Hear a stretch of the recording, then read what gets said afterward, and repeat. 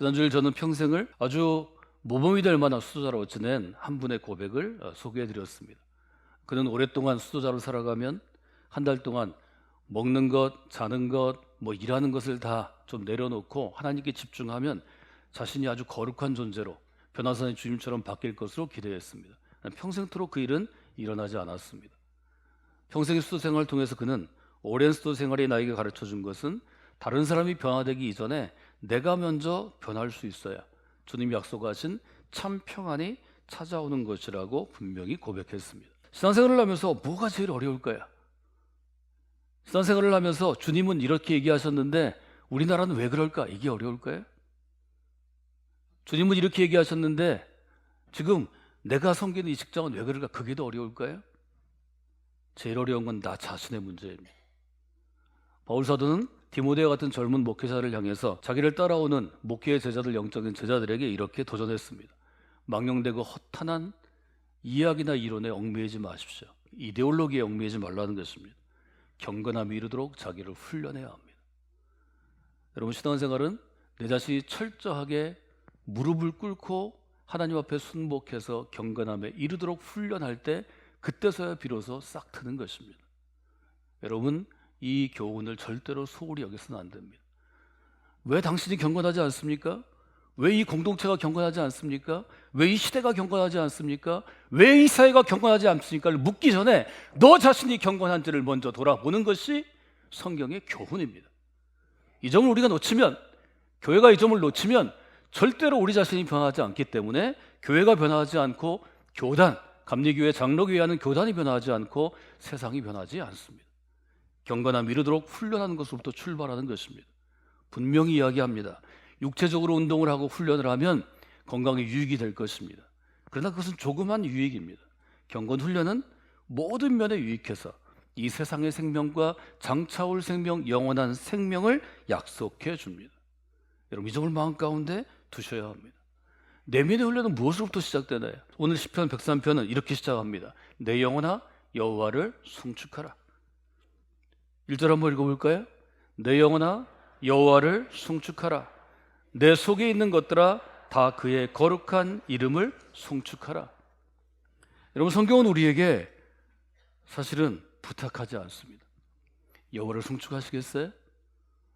요즘에 우리는 민주적인 사회에서 모두가 존중받는 사회에서 이걸 원하지만 사람은 송축하시겠어요? 부탁한다고 여호와를 송축하는 삶을 살지 않습니다.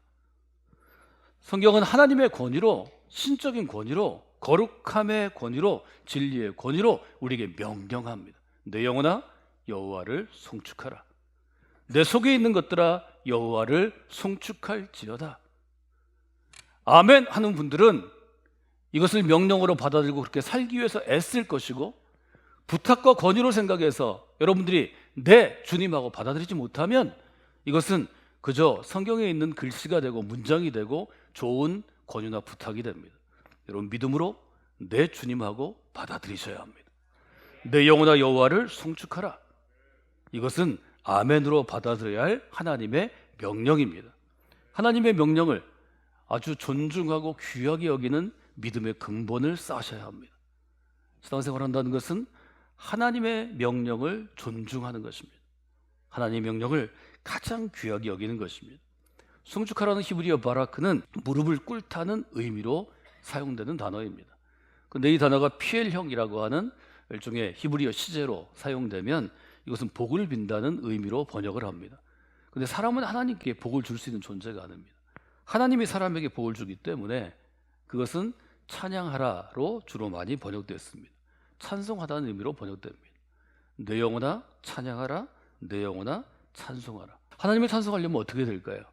이 바라크라는 단어에는 인정하다라는 기초적인 의미가 있습니다. 어떤 때 우리가 하나님을 찬송할 수 있을까요?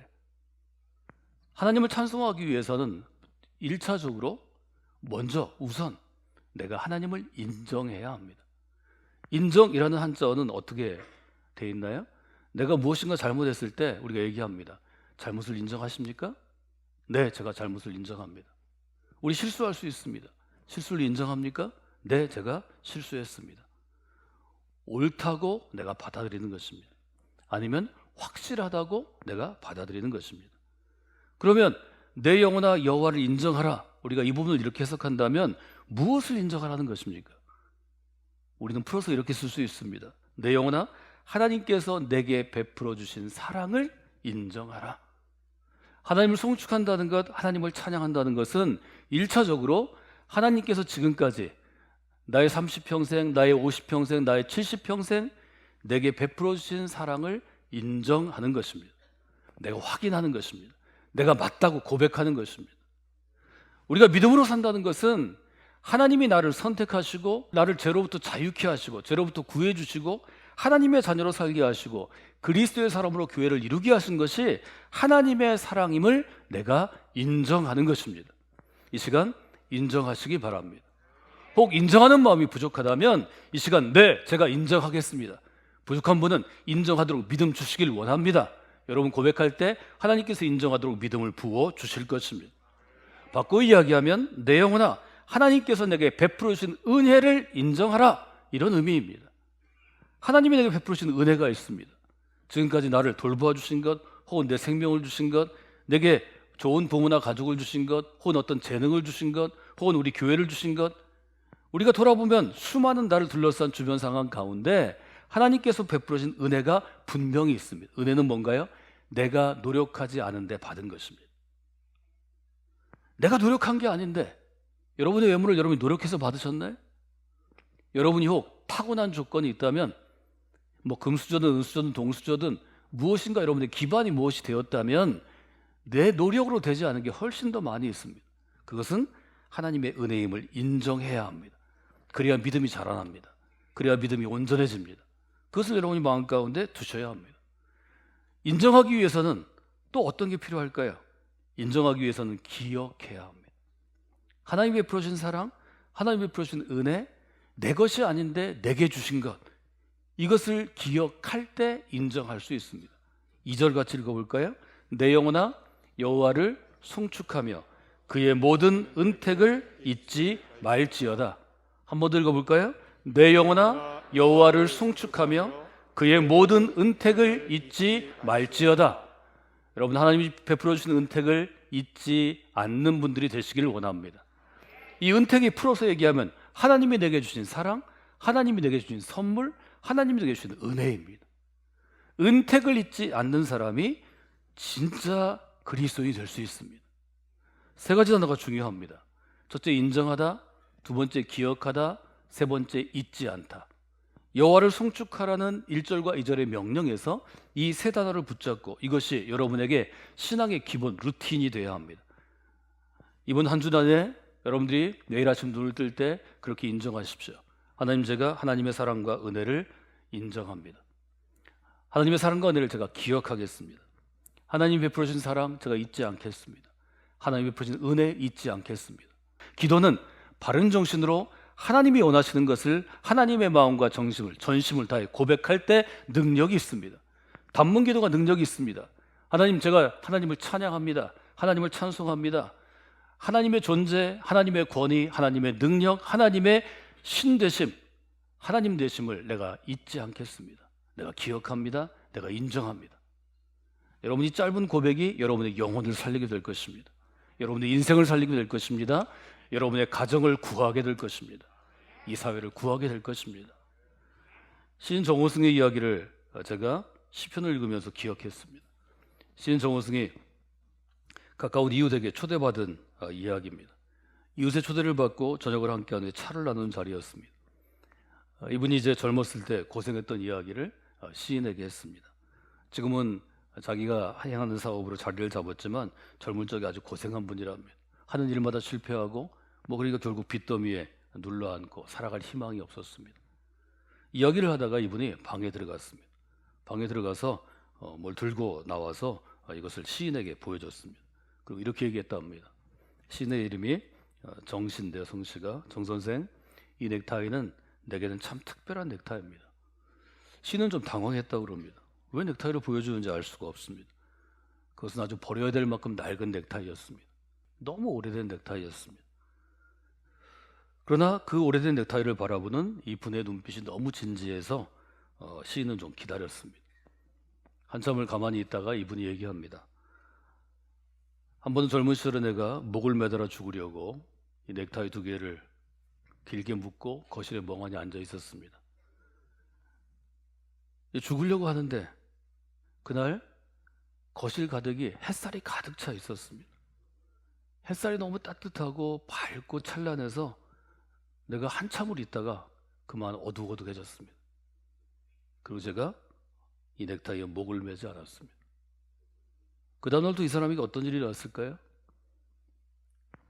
어려워도 그 다음날 해 뜰 것을 기다리고 참고 견뎠다고 그럽니다. 신한테 이렇게 얘기했다고 그럽니다. 이 넥타이를 장롱 깊숙이 넣어두고 30년 동안 가끔 꺼내봅니다.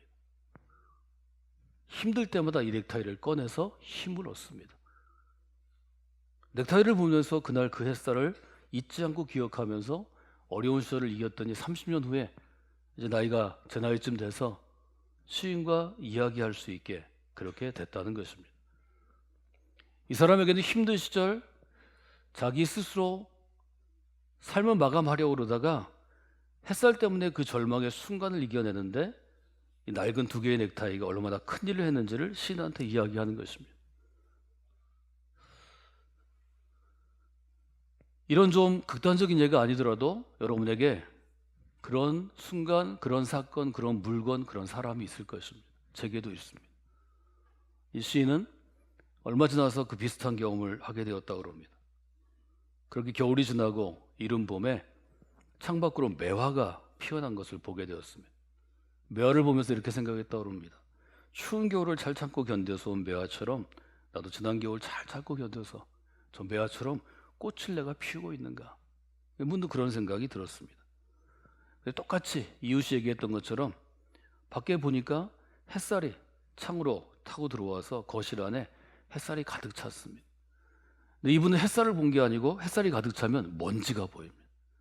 수많은 먼지가 떠다니는 걸 보게 됐습니다. 그때 시인은 자기 존재를 불현듯 깨닫게 되었답니다.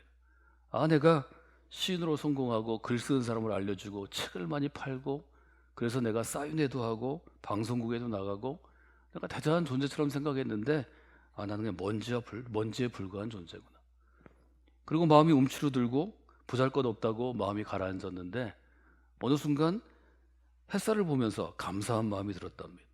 그는 그 순간을 이렇게 고백합니다. 나는 햇살에게 더욱 감사했습니다. 그동안 내 영혼이 불쌍하고 불행하게 느껴졌던 것은 감사의 마음을 잃었기 때문입니다. 오늘 내가 먼지라는 존재를 깨닫고 또 날 찬란하게 비추는 햇살이 있는 것이 얼마나 감사한 일입니까? 그리고 그 이후로 어떤 일이 있어도 감사한 생각으로 햇살과 먼지의 순간을 기다리고 삶을 살아가게 됐다는 거죠. 그날 아침의 경험을 이 시인은 이렇게 시로 썼습니다. 제목은 햇살에게입니다. 이른 아침에 먼지를 볼 수 있게 해주셔서 감사합니다. 이제는 내가 먼지에 불과하다는 것을 알게 해주셔서 감사합니다. 그래도 먼지가 된 나를 하루 종일 찬란하게 비추어 주셔서 감사합니다. 신정호승의 이야기입니다. 우리가 신앙생활을 하면서 그리스도인으로 살아가면서 믿는다고 하면서 가장 큰 문제가 어떤 것인가요? 사실은 지금의 나를 가능하게 한, 오늘의 내 모습을 존재하게 한, 지금의 내 무엇이 있다면 그 무엇을 형성하게 한 하나님의 사랑을 잊어버리는 것입니다. 하나님의 은혜를 잊어버리는 것입니다. 하나님의 사랑을 잊어버린 사람은 하나님을 찬양하지 않습니다. 하나님께 무릎 꿇어 경배하지 않습니다. 내게 주신 이 사랑과 은혜를 헤아려 보면서 감사하지 않습니다. 영적으로 병이 든 것입니다. 2절 말씀을 여러분 암송하십시오. 이 한 주간 내내 이 말씀이 여러분의 마음과 생각과 여러분의 삶에서 떠나지 않도록 붙잡고 묵상하십시오. 한번 다시 읽어볼까요? 내 영혼아 여호와를 송축하며 그의 모든 은택을 잊지 말지어다. 사람들은 쉽게 하나님께서 베풀으신 은택을 잊어버립니다. 하나님은 그렇게 사는 것을 좋게 여기시지 않습니다. 시작 앞에 있는 책들을 우리가 구약이라고 부릅니다. 구약의 앞에 5권을 토라라고 전문 용어로 부릅니다. 창세기부터 신명기에 이르는 것입니다. 하나님이 사람을 만드시고 세상을 창조해 주신 것, 그것은 하나님의 사랑과 은혜였습니다. 그 중에 이스라엘을 택하시고 애굽에 노예되었던 히브리인들을 하나님의 백성 이스라엘이라고 이름 지으시고 구원자 모세를 보내서 출애굽하게 하신 것, 그게 하나님의 능력의 역사요, 사랑의 역사였습니다. 우리는 그것을 구원의 역사, 출애굽기라고 부릅니다. 근데 신명기 32장에 보면 구약의 이스라엘 사람들이 그토록 하나님의 사랑과 하나님의 은혜를 입었지만 그들이 하나님의 은택을 기억하지 않았습니다. 전체를 다 볼 수 없으니까 한 절을 보면 그런데 여수론이 기름짐에 발로 찼도다. 내가 살찌고 비대하고 윤택해짐에, 이제 먹고 살만해서 살이 찌고 비대해지고 삶이 윤택해지니까 그 다음 읽어볼까요? 자기를 지으신 하나님을 버리고 자기를 구원하신 반석을 없인 여겼도다. 사랑하는 여러분, 힘들고 어려울 때 하나님을 붙잡는 것은 사실 쉬운 일입니다. 살아야 되니까요. 그러나 여러분이 그때 살려주신 하나님의 사랑과 은혜를 저버리는 것은 더 쉬운 일입니다. 잊어버렸으니까요. 이스라엘은 하나님을 버리고 업신여겼다고 신명기는 책망하는데 이 책망이 구약 끝까지 계속됩니다.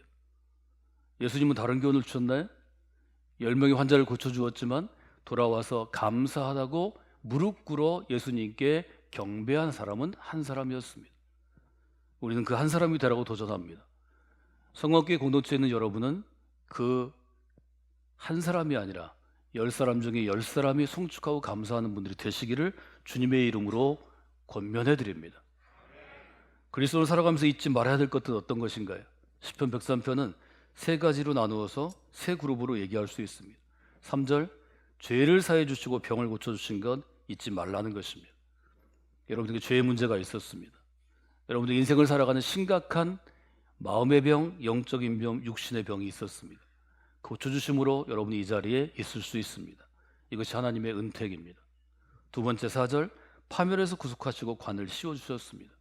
파멸이라는 것은 멸망, 즉 죽음이나 혹은 넘어지는 것, 삶의 위기를 의미합니다. 위기 가운데 하나님께서 여러분을 여러 번 구해주셨을 것입니다. 관을 씌웠다는 것은 둘러싼다는 의미가 있습니다. 인자와 긍휼로 관을 씌우치는 것은 마치 인자한 부모님이, 인자한 아버지가, 인자한 어머니가 사랑하는 딸과 사랑하는 아들을 무슨 일이 있을 때 안아주고 북돋아주고 도닥여주는 것입니다. 하나님이 그렇게 하셨을 것입니다. 세 번째로 만족해 하시고 새롭게 하셨습니다. 여러분, 하나님 안에서 사랑과 은혜를 받고 하나님 주신 능력을 받아서 여러분이 독수리처럼 날아가겠다는 그런 마음으로 말씀을 듣거나 집회 중에 있거나 예배 중에 있거나 혼자 기도 중에 있던 경험이 있지 않습니까? 하나님은 우리의 속사람을 청춘으로 유지해 주시고 독수리처럼 날아가게 하십니다.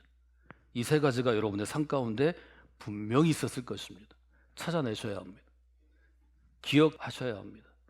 또 잊어버릴까 봐 기록해야 합니다. 그것이 여러분에게 중요한 일입니다. 시편 103편을 읽으면서 저는 지난주에 주제에서 이어서 여러분에게 이렇게 마무리를 해드리면 좋겠습니다. 하나님께서 이미 여러분의 평생의 삶을 통해서 러브 시그널을 주셨습니다. 죄를 사하여 주시기 위해서 불러주신 것, 여러분이 힘들고 어려운 어떤 마음과 육신의 병이 있을 때 고쳐주신 것, 여러분이 어떤 인생의 위기 가운데 도울 사람을 통해서 주변의 상황을 바꾸어서 여러분 자신을 바꿔서 구해주신 것, 그리고 여러분을 보호하시기 위해서 둘러싸서 여러분에게 오는 공격이나 모욕이나 환난을 피하게 해주신 것, 여러분의 삶 가운데 소원을 만족케 하시고 새롭게 하신 것, 이것도 여러분에게 주시는 하나님의 사랑의 신호 러브 시그널입니다. 오늘 저는 여러분에게 설교 과제를 좀 내드리려고 합니다. 4가지 단어를 좀 기억하시면 좋겠는데요. 첫째는 찾아야 합니다. 잊지 말고 기억해야 될 것을 반드시 찾으십시오. 어떤 시인의 이웃에게는 낡은 2개의 묶여진 넥타이처럼 여러분에게 그런 상징이 반드시 있습니다. 제게는 예수원의 십자가 그 상징에 들어가는 것입니다. 하나님께서 제게 주신 여러 가지 선물들이 있는데 할머니께서 물려주신 성경, 또 아버님께서 제게 주신 가운, 또 제가 중학교 2학년 때 평생을 쓰임받는 그리스도인으로 살겠다고 결단하도록 이끌어준 그 당시에 연세대학교 새직당에서 그저 전국을 돌아다니며 신앙 강증했던 청년 김동길 선생이 제게 사인으로 디모데 후서를 적어서 준 사인본, 이런 것들이 제게는 잊지 말고 기억해야 될 것입니다. 그 중에 저희 교회에서 제일 잘 사용되는 것은 1988년 올림픽이 끝난 후에 그해 겨울에 강원도 태백에 있는 예수원에 가서 아주 오랫동안 나무를 말리고 또 나무를 만드는 그 과정 중에 일주일을 같이 했던 예수원의 십자가입니다. 공방을 책임지고 있는 형제가 그 십자가를 굉장히 귀하게 여겼는데 제가 떠나기 전날 그 형제에게 요청해서 그 십자가를 받아왔습니다.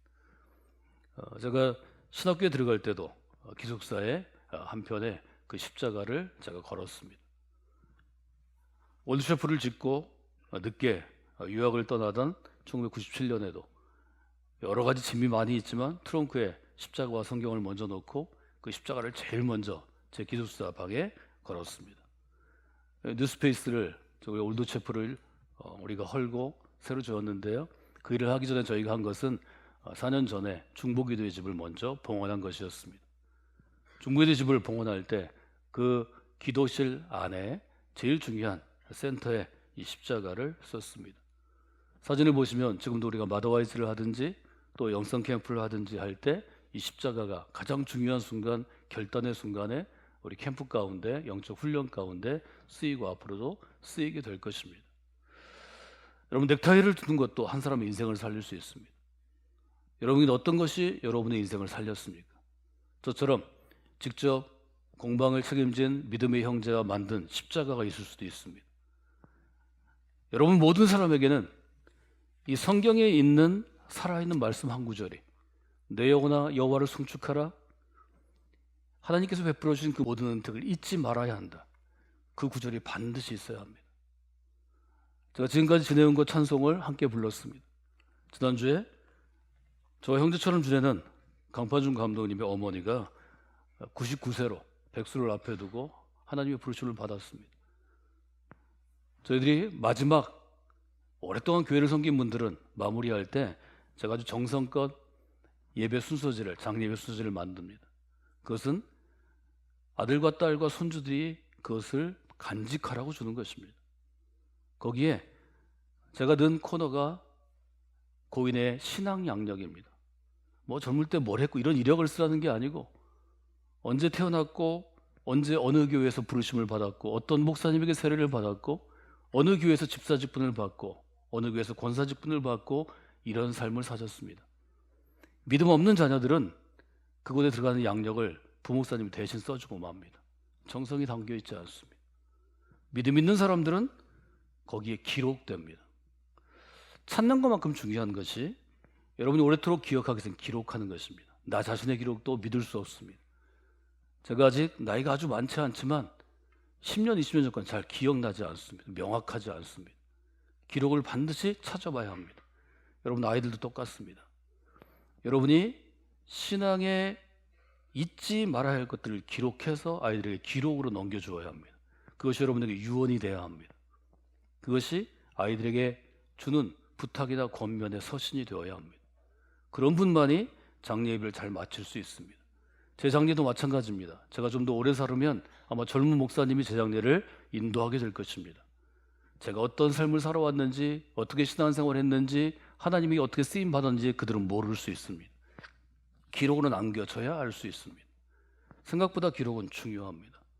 여러분이 우리 교회를 섬기시지만 나중에 나이 들고 내 정신 잃고 어디 요양원에 가거나 병원에 가거나 아이들 처분대로 살아야 한다면 그때 여러분의 기록은 파괴될 것입니다.